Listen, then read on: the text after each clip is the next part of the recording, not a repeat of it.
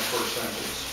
Before I begin this presentation, I know that Eric, in his enthusiasm, and perhaps others, will want to break in with questions. And that's exactly what happened. Awesome. I ask you You know me too well, Joe. to concentrate because this is a pretty heavy lecture and pretty abstract. It's on ideology, as Marx said. Hopefully, it will help us in terms of our practical work. If it doesn't, then it really is no use at all. So, while I know Eric wants to bring in questions, I need to maintain a steady flow here, so if there are questions and there is time, we'll entertain them later. If there isn't time, I hope we'll be able to have further sessions on this subject. This talk will be 30 minutes. Even though I have 45 minutes or so, I can only touch on this vital question. Getting a good handle on it requires prolonged struggle and prolonged practical experience.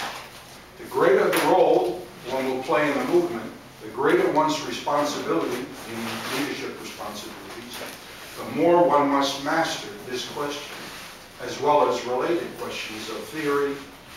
For leadership is vital. Preparing people, many people, for leadership is vital. I'm delivering here my personal view at Marx's invitation. By doing so, he has not bound himself to all that I say.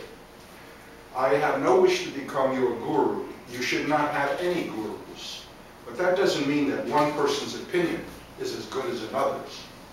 I have tried to be guided all my life by science and have diligently studied the foremost authorities on political science, economic science, the science of history. Authorities for me have been those who have discovered and/or consistently applied the laws governing the historical movement of society. My authorities are those who have fashioned an internally consistent set of ideas, ideas which match experience, are derived from historical experience, have been verified by history. And these authorities have been able to consistently apply a scientific method to the study of society because, as devoted supporters of the working people, of poor and oppressed people, of their liberation, they were not afraid of the conclusions reached on the basis of the scientific method, conclusions which point to an inevitable revolution by the working and oppressed people. Foremost among these authorities for me are Marx, Engels, and Lenin. Of course, they are not the only authorities, but they provide a good foundation. This does not mean that I accept their every word. They themselves would not do so if they were alive today. As good scientists, they modify their views as more information comes in, more historical experience. Their theory was not based on simply conjuring up something from their brain. They did not come up with ideas simply because they were emotionally satisfied, simply because they satisfied their notion of social justice. Their theory was developed out of the generalization of historical experience. In other words, subject to empirical demonstration, like every scientific theory. So it is vital to study history, but that alone is not sufficient. For there are numerous historians who have examined historical data, are conversant with the massive details, but nevertheless come up with different, sometimes opposite conclusions. They use different lenses through which they view history. The lens used by Marx, Engels, and Lenin is the theory of historical materialism, a philosophy of history which, unlike other philosophies, does not require a leap of faith, a belief in the supernatural, supernatural beings called gods, or supernatural beings called the great men of history. Accepting their authority does not mean taking their words on faith. It should mean examining their teaching as one would examine any scientific theory, including verifying that what they say has been borne out by experience, by historical experience, and throwing light on the present, without which there is darkness and confusion. Now, while there have been constant changes in society, there are certain things since the emergence of the capitalist system that have not changed. There are fundamental laws of capitalism that still apply. And that is why the great majority of the propositions of Marxism are still valid. But even more important than individual propositions is the method. The Marxist method is a scientific method, and the scientific method remains valid for all time. The scientific method is evidence-based and subject to verification. The issue of the relationship between reform and resolution is key to our struggle, and at the same time overwhelmingly misunderstood. I mention this because one gets a great deal of inaccuracy on the subject, including from those who have professed to be guided by Marxism or Marxism-Leninism. The best way to clear up misunderstandings is to go directly to the writings of Lenin.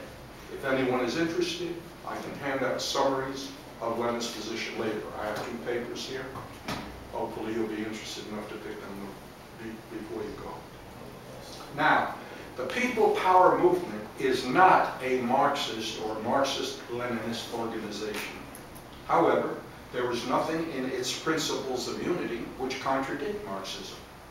There are some members, including myself, that embrace Marxist theory, but as I say, there is no requirement for PPM members to do so. Time for some definitions. Does everyone know how the political labels left, right, and center came into being? Okay. Based on the parties? Yes. The 2 parties? Why one called left, one called right? We're so used to the, you know. Mm-hmm. Maybe because the right came from the idea of laws. Well, why that right instead of left? Anyway, I'll give you the answer. They came out of the French Revolution. When the French National Assembly first met after the Revolution, people of the same party sat together. Quite accidentally, the most radical parties took seats on the extreme left, and the most conservative on the extreme right, and those sitting in the middle were the centrists. These designations do not represent absolute, but rather relative political positions. For example, Obama is today identified usually as center-left, or as a centrist. In the days of Franklin D. Roosevelt, he would have been characterized as a right-winger. But the political terrain has kept shifting toward the right. Today, we have political designations of radicals, liberals, conservatives, reactionaries. Radicals, sometimes identified as revolutionaries, want to get at the root of the problem. Radical means root. Liberals, or reformists, want to ameliorate society, just want to make existing society better. Conservatives want to preserve the status quo, the way things are. And reactionaries wish to aggressively roll back whatever gains have been achieved by working people and oppressed people, roll back their political and social rights, roll back their economic gain. There is another political group that claims to be the real revolutionaries, and who call genuine revolutionaries reformists. And reformists are essentially, as I say, the liberals. These are the ultra-left, or what I call the hyper-left. Why do they call genuine revolutionaries reformists? One reason is that genuine revolutionaries take into account the state of consciousness of the masses at a given time. Take into account, not kneel before it or capitulate to it. The hyper-left also believe that violence is ipso facto revolutionary. They also believe that the more violent the language of agitation, the more revolutionary. Genuine revolutionaries, on the other hand, adapt the tone of their message, tone, not principles, to the mood of the masses. Further, the hyper-left calls on the masses to engage in actions for which they are not yet prepared to participate, often overestimating the level of consciousness of the masses. The hyper-left or ultra-left is generally guilty of dogmatism, that is, They treat revolutionary texts as a Bible, memorize and parrot words in those texts without grasping their spirit. One of the ultra-left groups keeps parroting the phrase, two-line struggle, two-line struggle. Worshipping the little red book of Mao Zedong is an example of this kind of thinking, as if all the wisdom in the world, all that is required to engage in the complex struggles, not only of a few decades ago, but for all time, could be contained in a handful of pages. Contributing to dogmatic thinking, even outside the ultra-left, is laziness.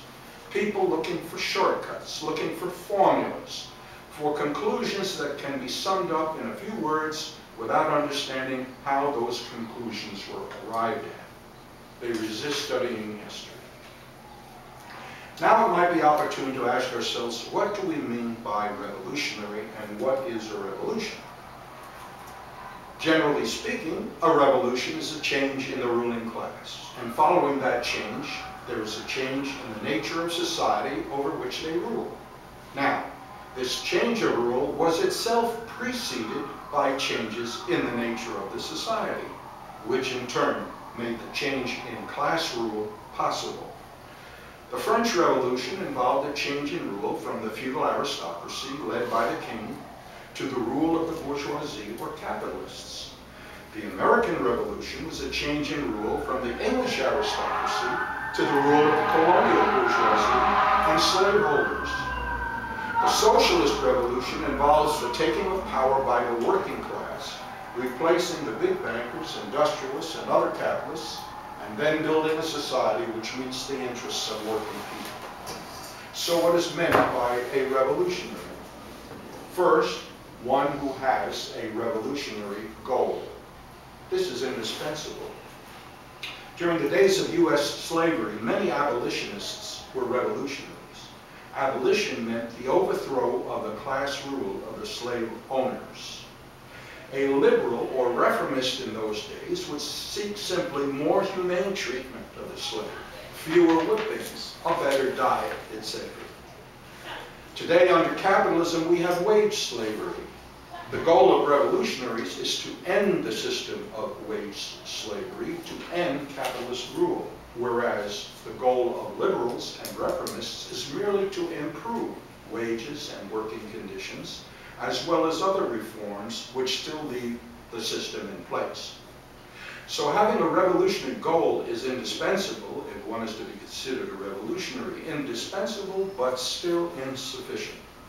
Just proclaiming a revolutionary goal does not necessarily make one a revolutionary.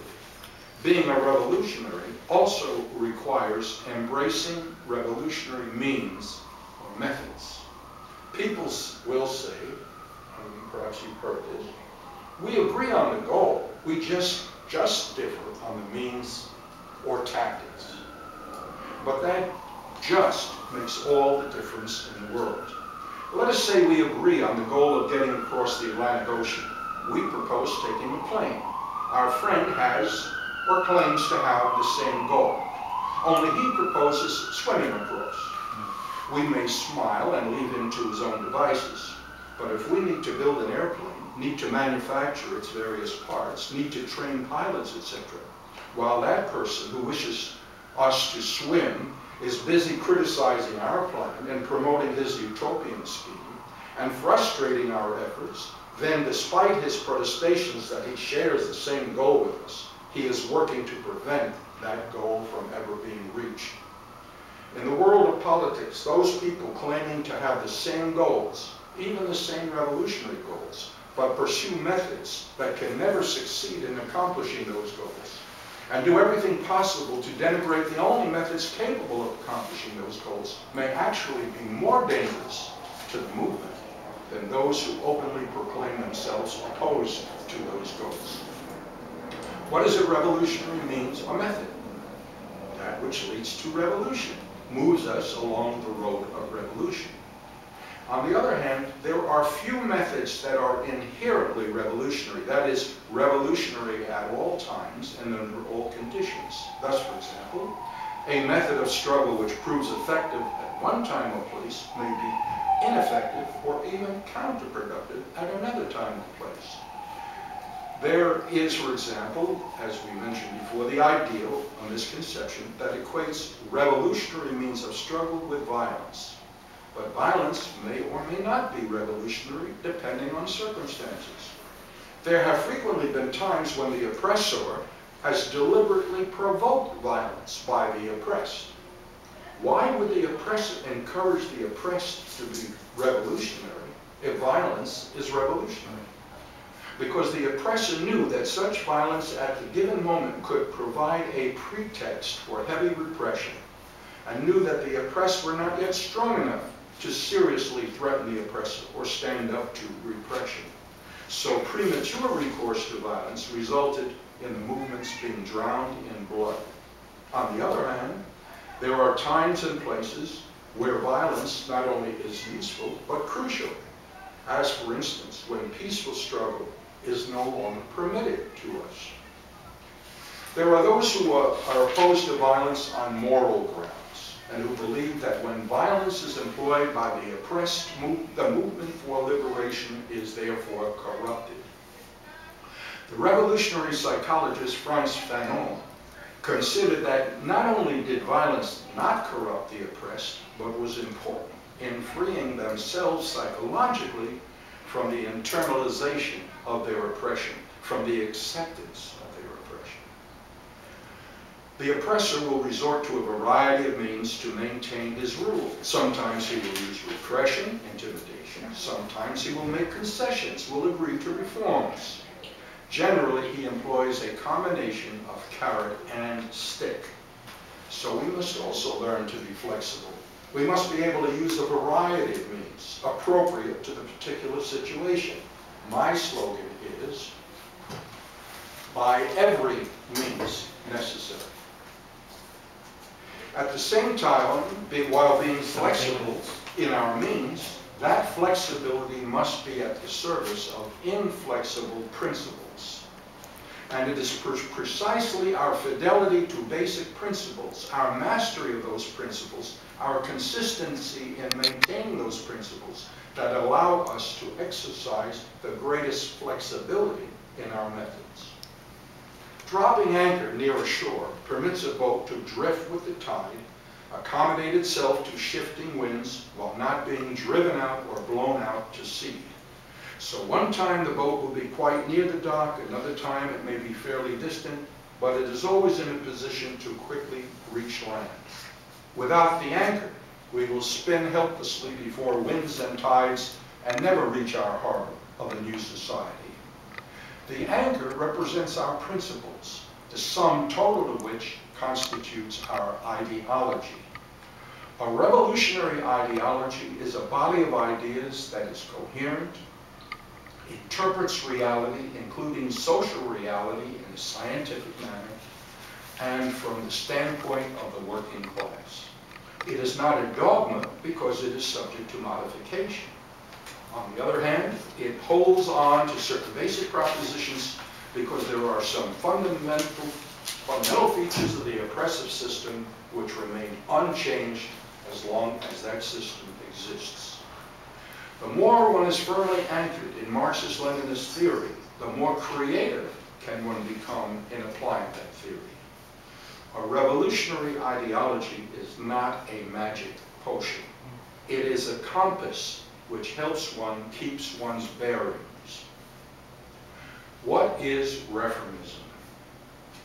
The liberals, the reformists who claim to be revolutionaries but are really liberals, see progress as a series of steps leading to a better society. The reformists who claim to be revolutionaries believe that society will ascend reform by reform until the final step puts it through the revolutionary door. The problem is, among other things, that reforms may bring one closer to social transformation or further from social transformation. It depends on both the nature of the reform and the manner in which the reform is gained.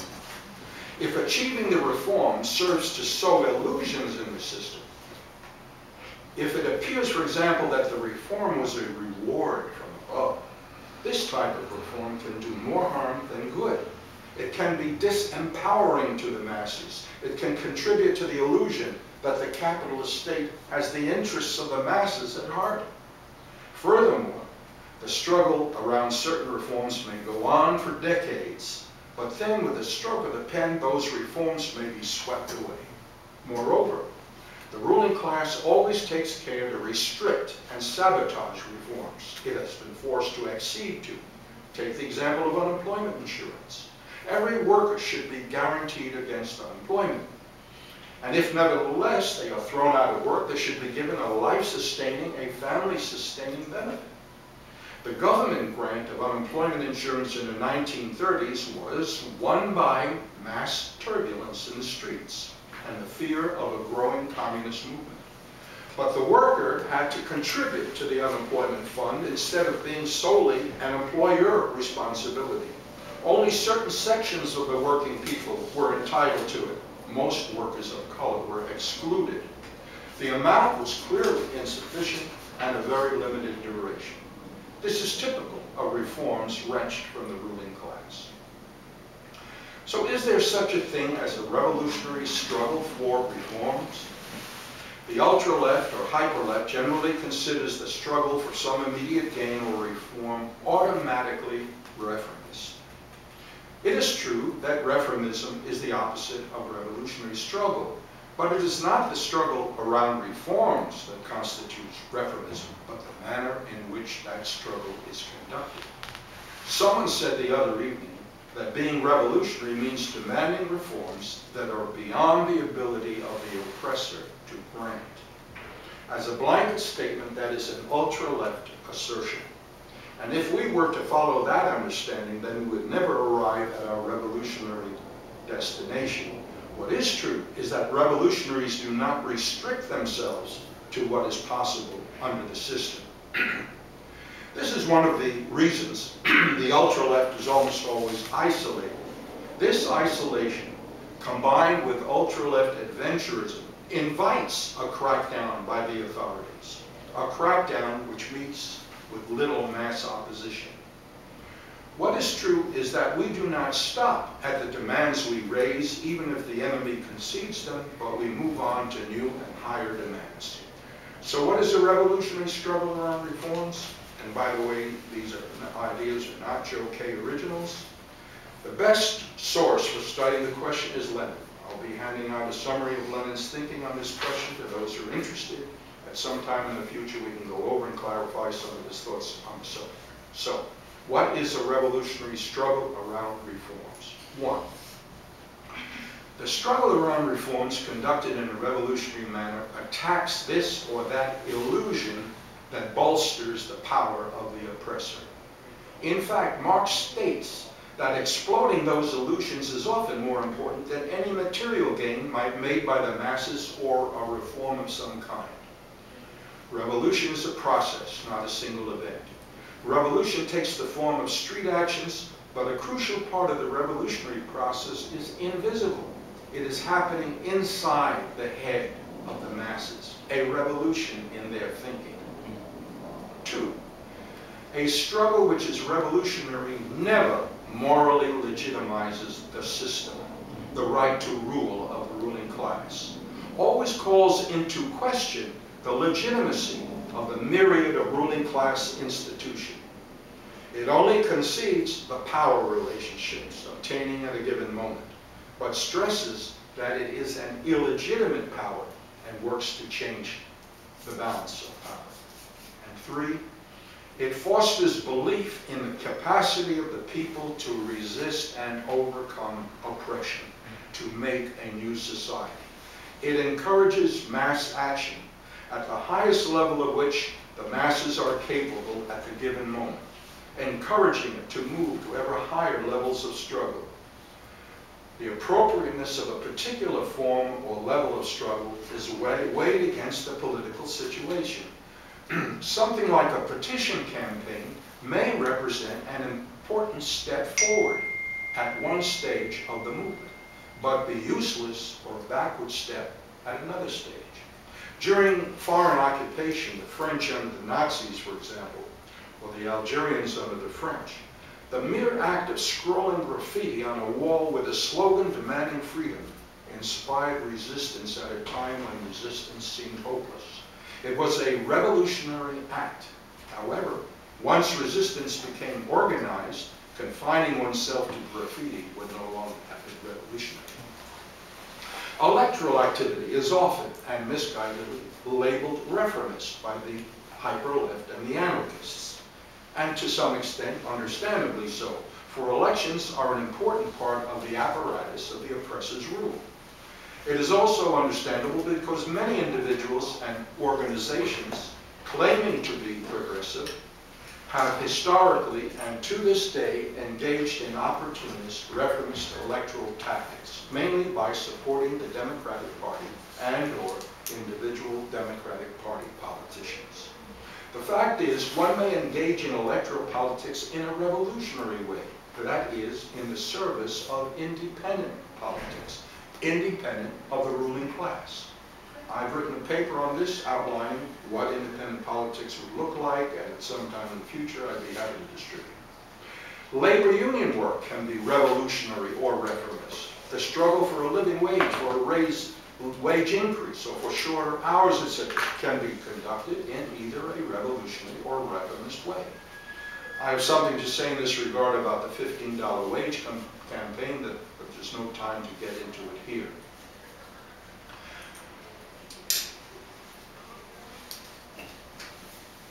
I'll skip something here.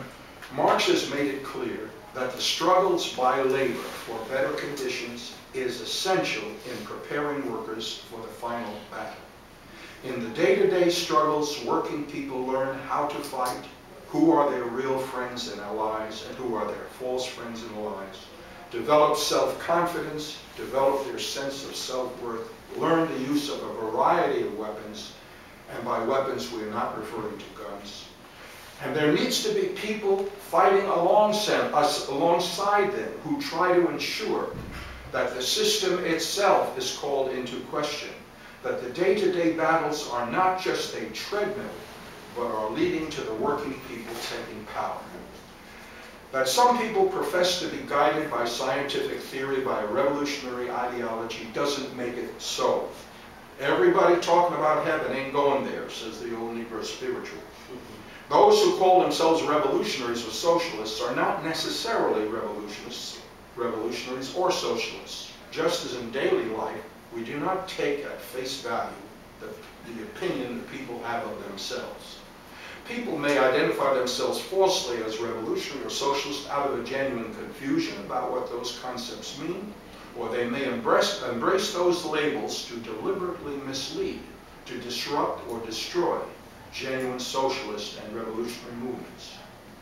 Disputes among revolutionaries are not in themselves unhealthy if those disputes are conducted in a principled and constructive manner. At the same time, one must be on guard against those who come into an organization with a secret agenda that is intended to undermine the organization. Political education can be conducted in a revolutionary or reformist manner. The goal of revolutionary political education is to raise political consciousness to a level of consistent class consciousness, which means, among other things, an anti-racist, anti-white supremacist consciousness. Raising political consciousness to a level of consistent class consciousness means making connections with all the social, economic, and political injustices suffered by various sectors of our people at home as well as abroad. Revolutionaries need to paint a full picture of the enemy, describe the nature of the enemy in all his manifestations, need to expose all the devices and tricks he uses to preserve the system. There are class roots to liberalism, reformism, and ultra-leftism. These false and harmful political currents express not a working class, but this or that variety of middle class or petty bourgeois ideology. We have to be particularly on guard against petty bourgeois ideology because we are working in a predominantly student milieu.